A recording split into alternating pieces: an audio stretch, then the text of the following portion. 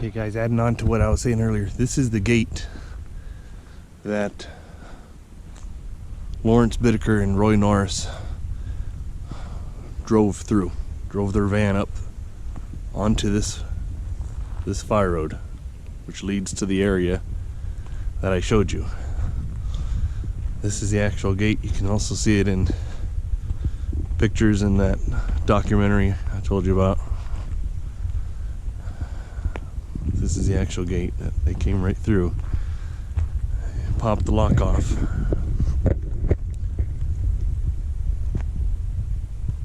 Put their own master lock on there. And was able to get access just for themselves down this road. They locked the gate behind them. Nobody would even know they're up here. They'd spend the whole night up here.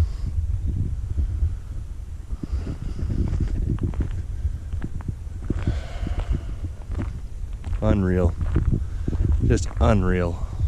They'd come right up this road. It's the city of Glendora down there. They would come right up this road, right onto this spot. Unreal.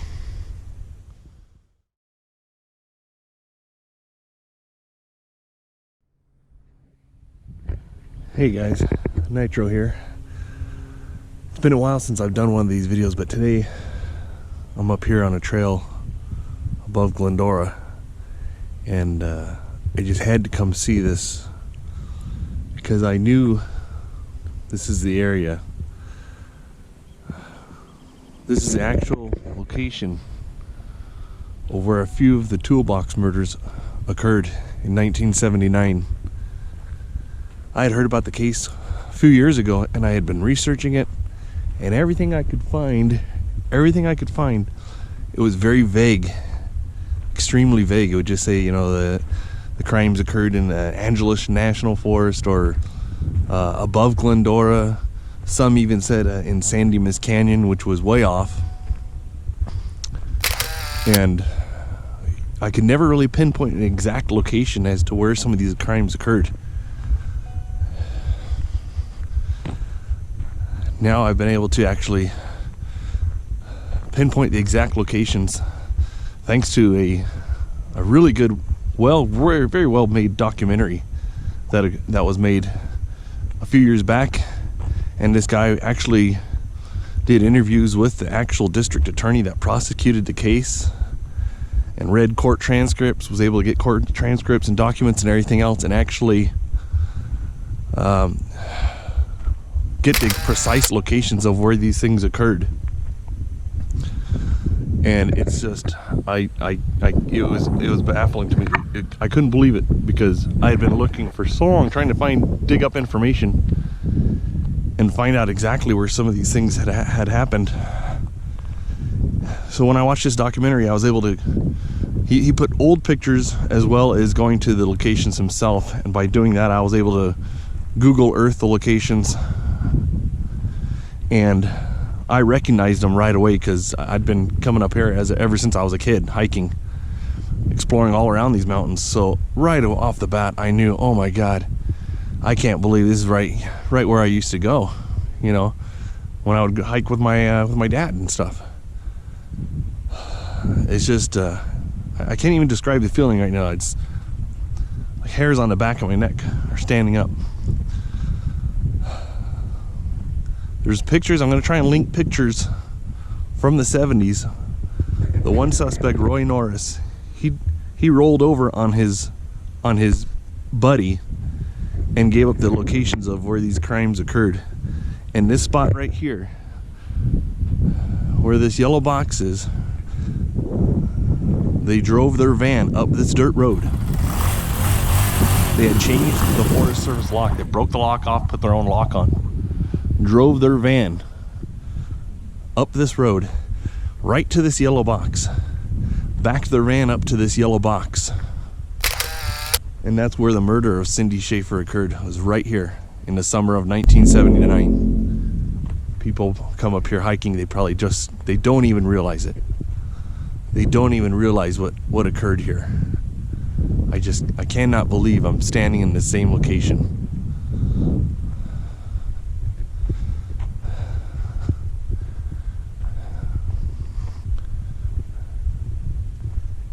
This poor young high school aged girl, I think she was like around 16, was murdered right here by these two animals.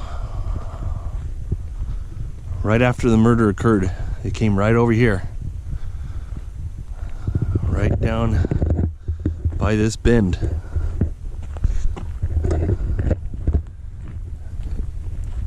And they threw her body over the side of this mountain, off the side of this trail. Now, when the detective, when he finally gave up this information,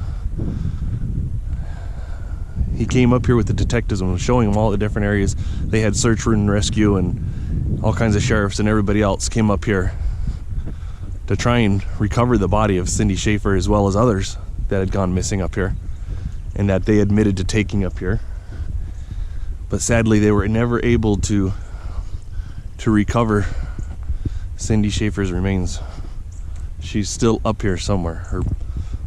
This is over 40 years that this has occurred.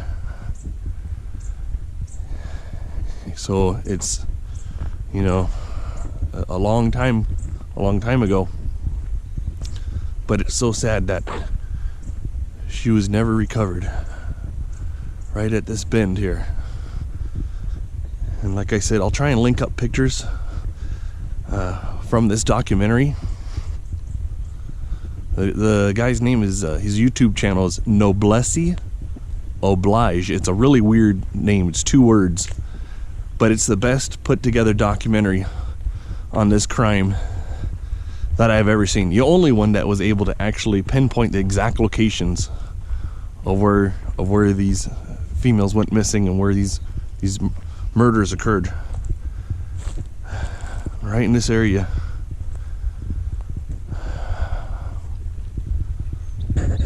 Where they threw Cindy Schaefer off the side of the mountain.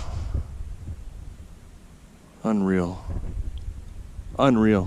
It's just, what a waste, What a waste. For something so horrible, so horrific, to be carried out by these couple of pieces of garbage. The devil and the death penalty is what the documentary is called. I highly recommend you watch it if you're into that type of stuff. I'm going to be doing a series up here because there was numerous homicides related to this case. This is just one of the locations. This is just the location of where the assault and homicide of Cindy Schaefer took place. There was others, and I'm going to be doing kind of a little short series, and see, I find this type of stuff very interesting, and I'll see if anybody else finds it interesting. But so many people I know probably come up here and they hike and this and that, and they have no idea that they come by, which was one of the most horrific string of serial killings by these 2 serial killers. It was so horrible that one of the detectives, Patrick Bynum, you could look him up, worked for Hermosa Beach Police Department. He was one of the lead detectives on this case, and it was so traumatizing to him that he ended up writing a 10-page suicide letter stating that his biggest fears were these guys were going to somehow get out of prison and be able to chase young girls again. And it was such a fear of his that he couldn't sleep. He would have repeated nightmares and everything, and it just drove him to insanity, and he ended up committing suicide in the December, I believe it was 1984, around that time, because it bothered him so much. The district attorney in the documentary stated himself he had repeated nightmares from this case. This is where they parked their van, right here. Right against this yellow box. He stated they turned around right here. They made a U-turn. Driving down this dirt road, made a U-turn right here and backed their van into this yellow box right here. So if they heard another vehicle coming up this dirt road, which it wouldn't, but if they somehow heard somebody coming, they could drive off. Unreal. Just unreal. I hope her spirit is at peace. Even though she wasn't found, I hope she was able to move on.